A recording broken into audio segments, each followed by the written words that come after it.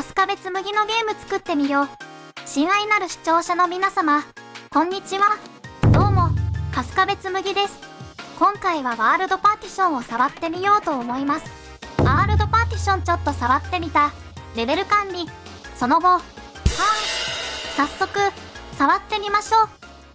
1、ワールドパーティションって、ワールドパーティションは、大規模なマップを構築する際に使用するツールです。これまでのようなサブレベル方式では、レベルをサブレベルに分割して編集していました。また、カメラとの距離や位置で、サブレベルをストリーミング、ロード、アンロードしていましたが、ワールドパーティション方式は、レベルをサブレベルに分割する必要がなく、ワールドは単一のパーシスタントレベルに保存され、領域を指定して、ロード、アンロードしながら編集を行います。また、起動時はレベルをグリッド上のセルに分割し、ストリーミングソースなるものからの距離に基づいて、そのセルを自動的にストリーミング、ロード、アンロードを行います。ワールドパーティションは、ワンファイルパーアクタ、データレイヤー、レベルインスタンス、階層的 LOD といった機能と連携しながら使用します。2、ワールドパーティションの有効。既存のレベルでは、デフォルトでは機能が無効になっています。ワールドセッティング、ワールドパーティション設定、ワールドパーティションを見ると、マウスでもいじることができません。ファイル、新規レベル、オープンワールドとからのオープンワールドは、デフォルトで機能が有効になっています。既存のレベルでワールドパーティションを使用するには、ワールドパーティションが使えるようにレベルを変換する必要があります。ツール、レベルを変換より、変換するレベルを選択。設定を変換します。ファイル名の末尾に WP がついたレベルに変換することで、ワールドパーティションが使用可能になります。3、ワールドパーティションエディタを使用してレベルの編集。ワールドパーティションは、マップ全体をロードすることが不可能なほどの大規模なワールドの開発を前提としているので、初期状態ではアクターは、アンロード済みでレベルが開きます。また、プロアクタなど、詳細パネル、ワールドパーティション、イズスペーシャリーローディドがフォールズに設定されているアクタのみがロードします。まだ、領域を指定していないので、ロード済み領域なしと注意が表示されています。レベルの編集をするために領域を指定するには、メインメニューのウィンドウ、ワールドパーティション、ワールドパーティションエディタを選択して、ワールドパーティションエディタウィンドウを開きます。トップダウンビューのミニマップが表示されます。赤い線は X 軸です。緑の線は Y 軸です。小さな矢印マークはエディタ上での現在のカメラ位置です。ビューポートで移動するとそこに矢印マークが移動します。また、ワールドパーティションエディタ上をダブルクリックすると、カメラがその位置に移動します。左上に表示切り替えメニューがあります。アクタの表示切り替え、HLOD アクタ、グリッド、ミニマップ、座標。マウス座標の表示を切り替えられます。その横にはビルド関連があり、右上には3種類のフォーカスボタンがあります。選択中の項目にフォーカス、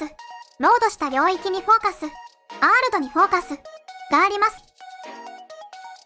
3-1、エディタを使用した領域のロード、アンロード、ワ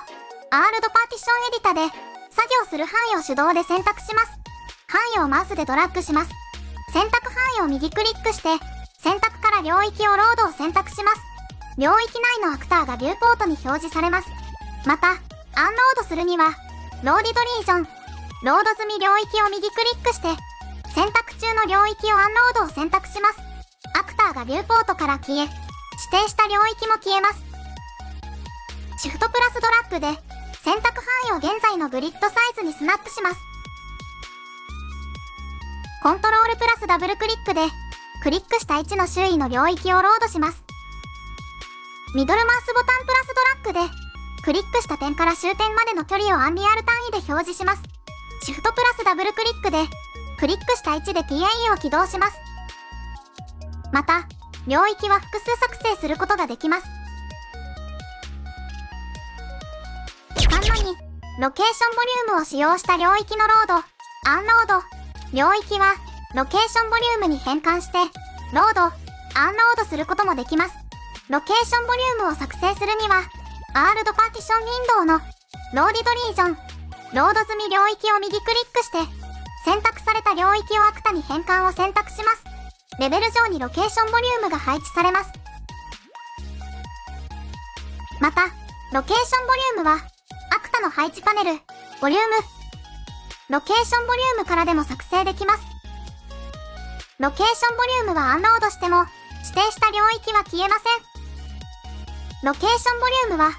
詳細パネル、ブラシセッティングス、ディスプレイシェードボリュームをトゥルーにすると、シェーディングボリュームで表示します。シェードボリュームオパシティバリューで、シェーディングボリュームの不透明度を 0.0 から 1.0 の値で設定します。ワールドパーティションのロードとアンロードボタンで、ロード、アンロードすることもできます。4、ランタイムストリーミング。起動時はレベルをグリッド上のセルに分割し、ストリーミングソースなるものからの距離に基づいて、セルを自動的にストリーミング、ロード、アンロードを行います。実行時のセルのストリーミングは、ワールドパーティション内のアクタの設定、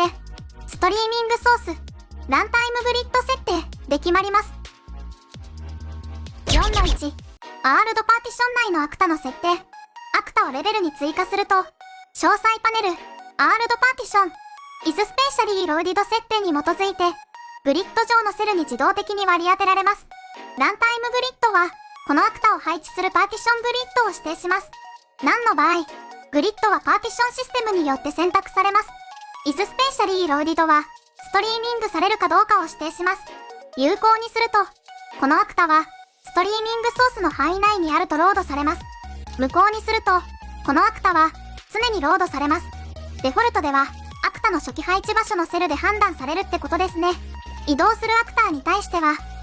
IS スペーシャリーローディドを一旦無効にするとか、何らかの対処が必要です。4-2、ストリーミングソース。ストリーミングソースは、ストリーミングソースの1で、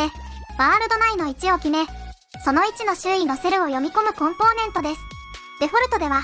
プレイヤーコントローラーがストリーミングソースです。では、プレイヤーコントローラーを見てみましょう。右クリック、ブループリントクラス、プレイヤーコントローラー。名前を BP プレイヤーコントローラーにします。ファイルを開きます。詳細パネル、ワールドパーティション、イネーブルストリーミングソースが有効になっています。有効になっていることから、プレイヤーはストリーミングソースとして使用されます。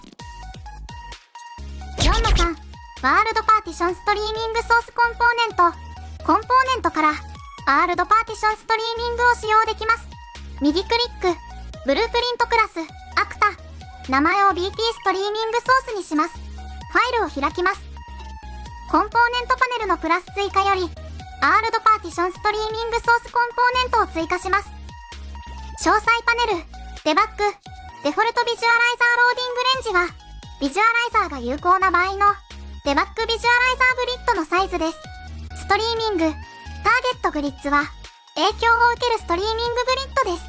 デバッグカラーは、デバッグに使用する色です。シェイプスは、このストリーミングソースのシェイプリストです。未指定の場合、グリッドのロード範囲と同じ半径の球体を使用します。プライオリティは、ストリーミングソースの優先度です。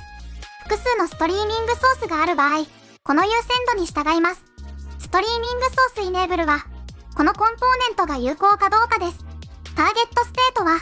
グリッドセルの状態、ローディドまたはアクティベイティドです。イベントグラフに移動します。コンポーネントパネルより、ストリーミングソースコンポーネントを配置します。イネーブルストリーミングソースノードとディセイブルストリーミングソースノードは、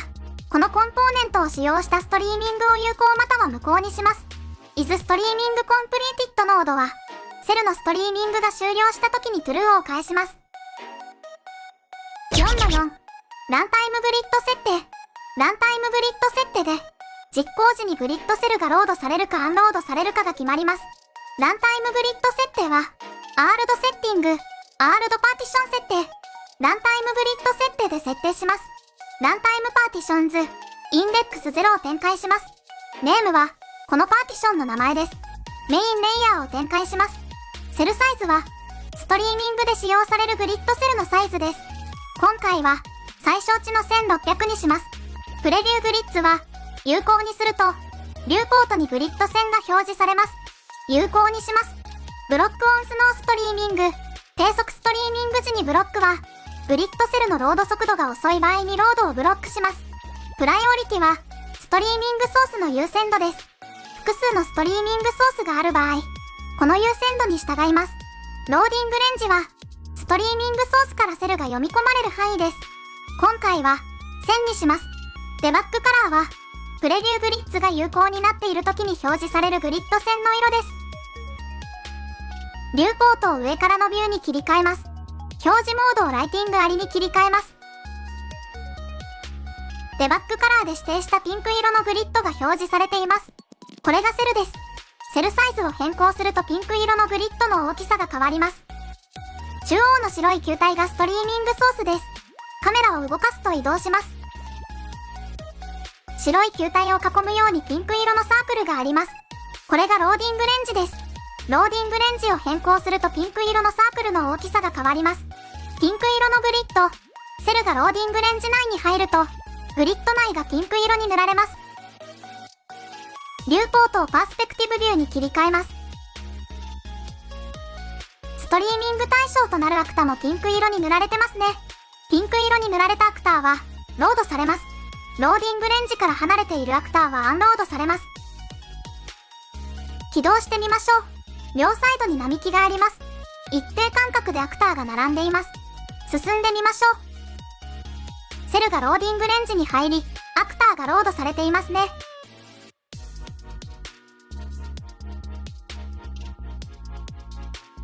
戻ってみましょう。セルがローディングレンジから外れ、アクターがアンロードされていますね。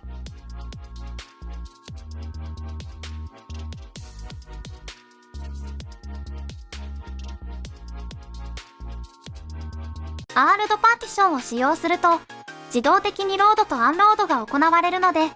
非常に便利ですね。ワールドパーティションを使用するメリットは、レベル管理の効率化、従来のサブレベルシステムを統合し、ワールド全体を一つの大きなデータセットとして管理できます。動的なストリーミング、プレイヤーの位置に基づいて必要なエリアのみを動的にロードでき、メモリ使用量を最適化します。大規模プロジェクトのスケーラビリティ、広大なマップや膨大なセット数を扱うプロジェクトでも、ストリーミングと HLOD の組み合わせで、フレームレートの安定性を保ちながら大規模な世界を構築できます。だそうです。はい、それでは、今回の動画はここで終わります。興味がある人は高評価とチャンネル登録お願いします。じゃあ、バイバイ。